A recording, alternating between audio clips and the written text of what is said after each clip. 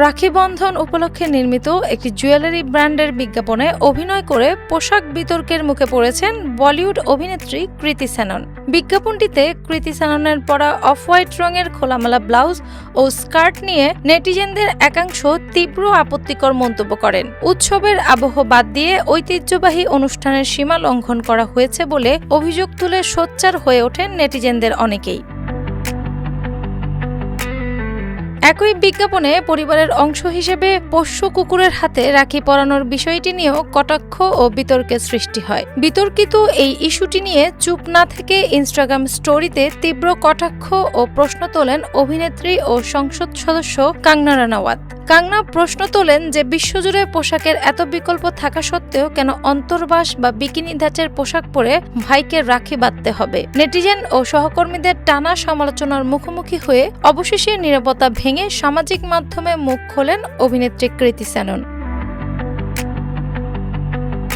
একজন নারীর পোশাকের ধরন দিয়েই কখনো নিজের সংস্কৃতি ও ঐতিহ্যের প্রতি তার শ্রদ্ধাবোধ পরিমাণ করা উচিত নয় বলে জানান তিনি। উৎসবের আসল তাৎপর্য বাহ্যিক পোশাকে নয়, বরং ঐতিহ্যের সঙ্গে জড়িয়ে থাকা অন্তরের আবেগ ও অর্থের মধ্যে লুকায়িত বলে মনে করেন কৃতি।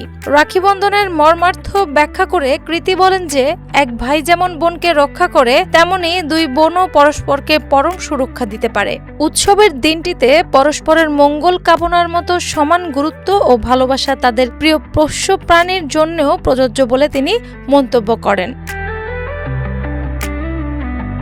কালের পরিক্রমায় ফ্যাশনের বদল ঘটলেও এখনও নারীর সংস্কৃতিতে পোশাকের স্কেল দিয়ে মাপা নিয়ে আফসোস প্রকাশ করেন এই অভিনেত্রী। নারীদের ঠিক কি পরা উচিত বা উচিত নয় সেই বিষয়ে ফতোয়া জারি করার প্রবণতা বন্ধ করার জন্য তিনি সবার প্রতি আহ্বান জানান।